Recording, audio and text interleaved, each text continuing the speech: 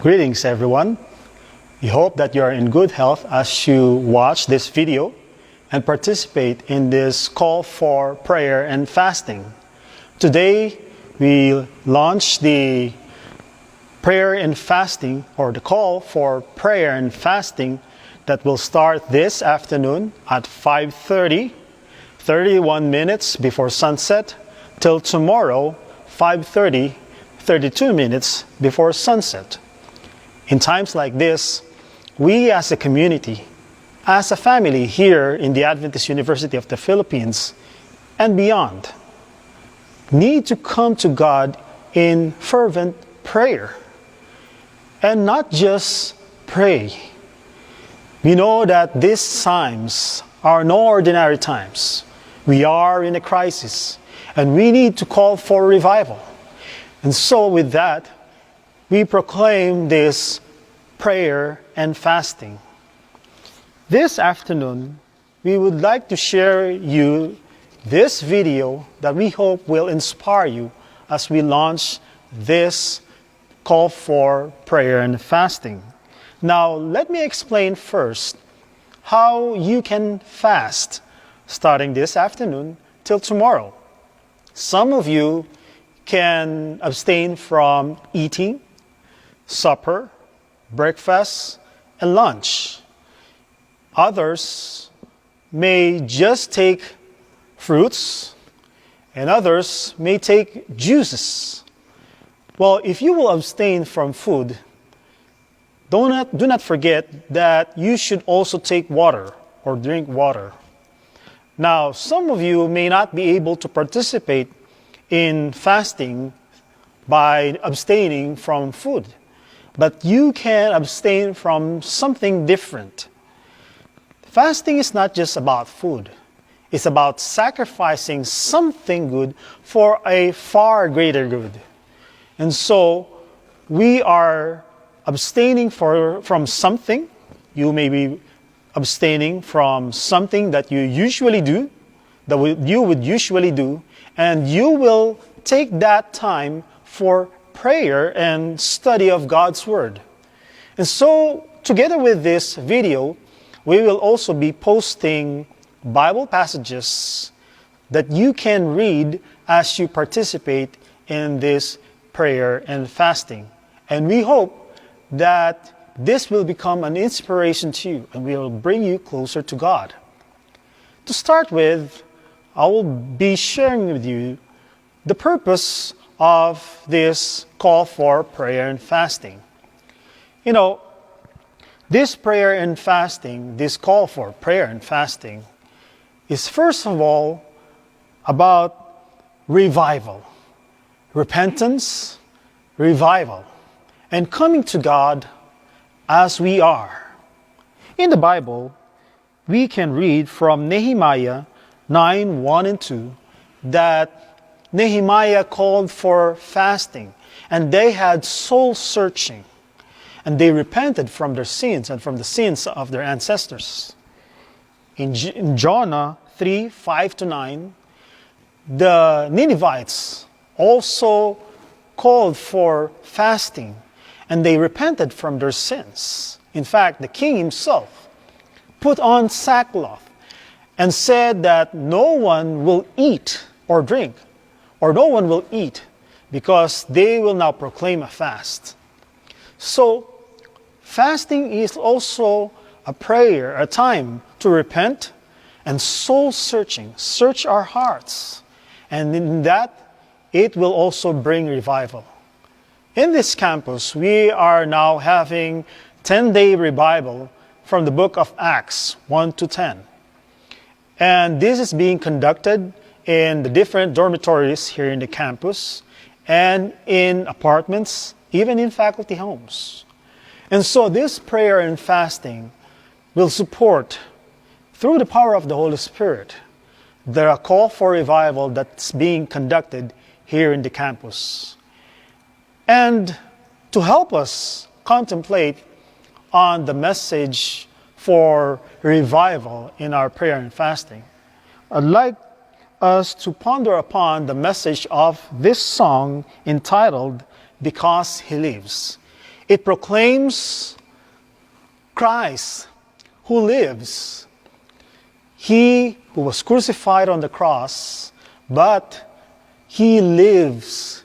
He rose from the dead, and now we proclaim who lives, and He has the power to forgive our sins. If we will come to Him, He is just and faithful to forgive us our sins. Let us now listen to this song entitled, Because He Lives.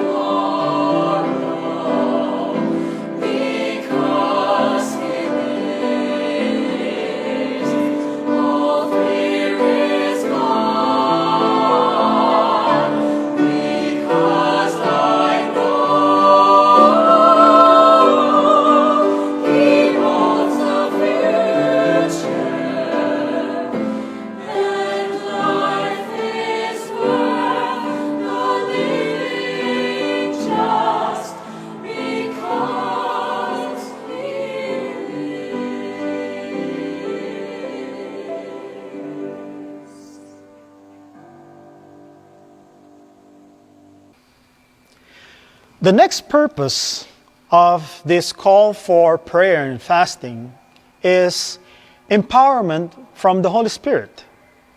You see, in the Bible, especially in the book of Acts, particularly in Acts 13, verse 3, it says here that the church at Antioch, they proclaimed a fast and they prayed fervently. And after that, they commissioned Barnabas and Paul, or Saul.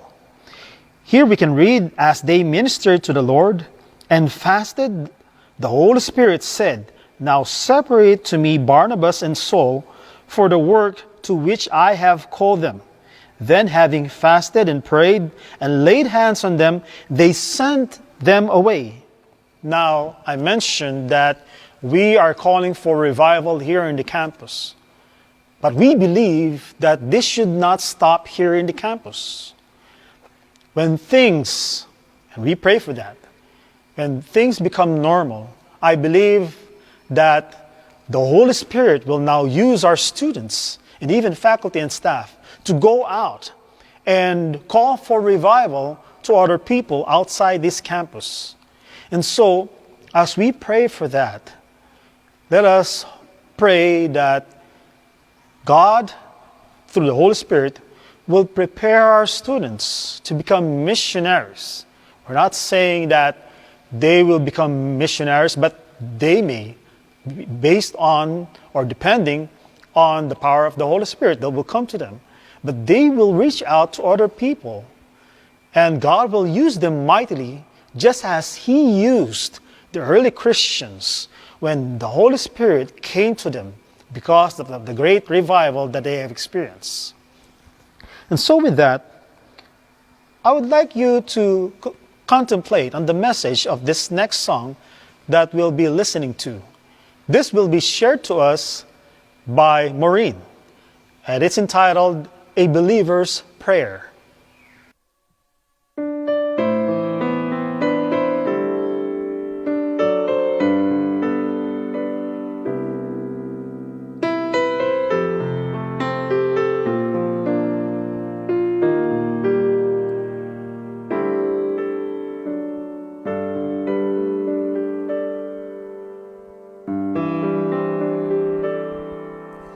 Father in heaven, teach me, I pray, to walk as Thy witness on earth.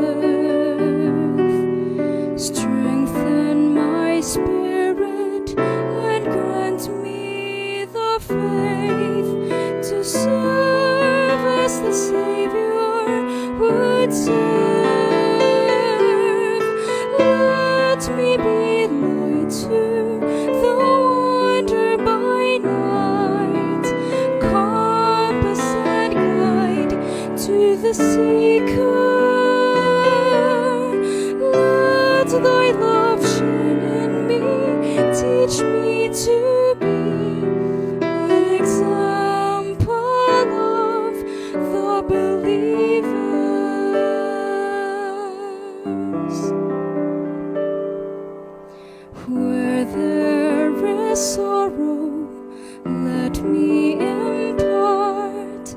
the hope and the comfort of truth. Where there is suffering, open my heart to do as a Savior would do. Let me be light to the wander by night, compass and guide to the seeker. Let thy love shine in me, teach me to be an example of the believers. Where there is hunger, guide thou my hands to give as a Savior would give.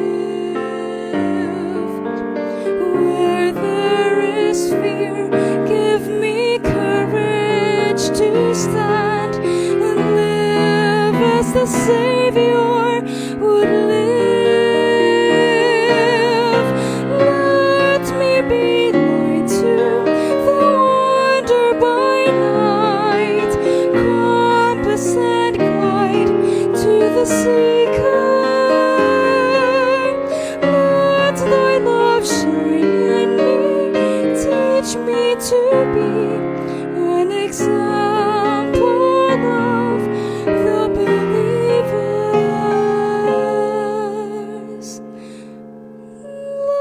Let thy love shine in me, teach me to be an example of the believers.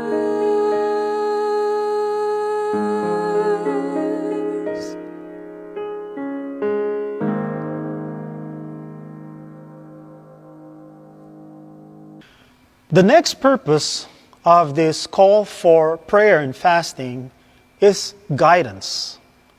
We are now in a crisis, and this university really needs guidance from the Holy Spirit, from God.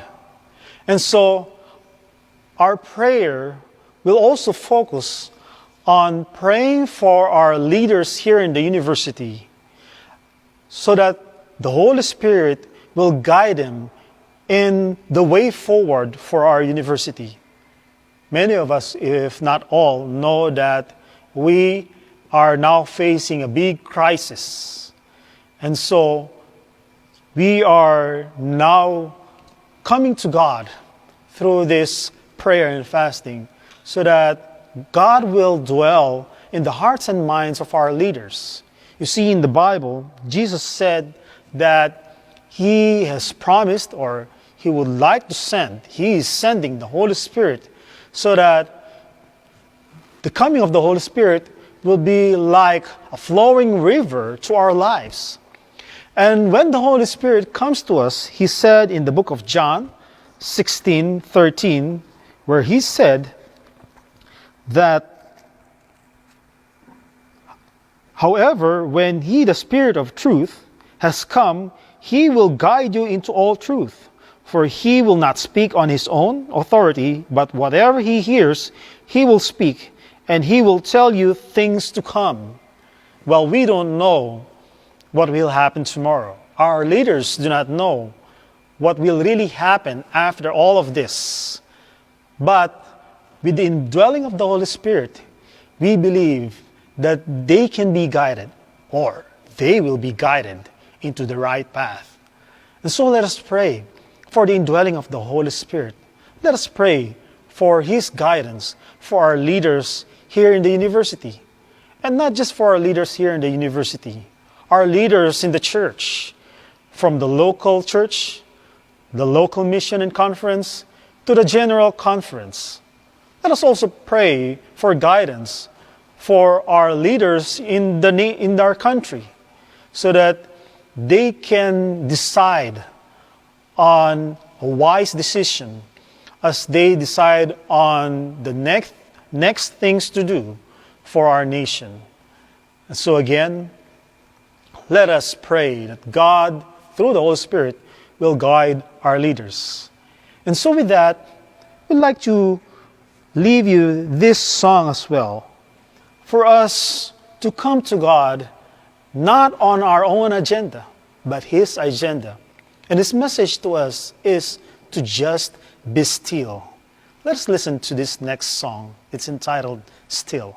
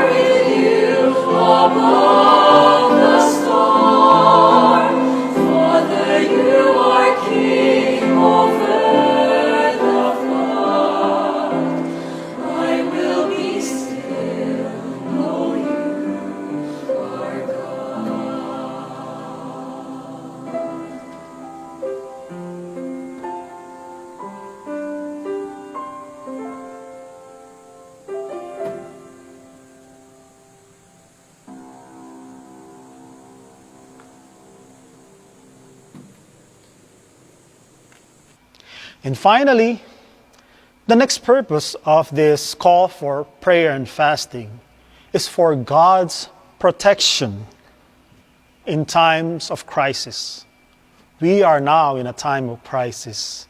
This university is in a time of crisis because of the impact of the coronavirus. So let's pray for God's protection. Protection for what?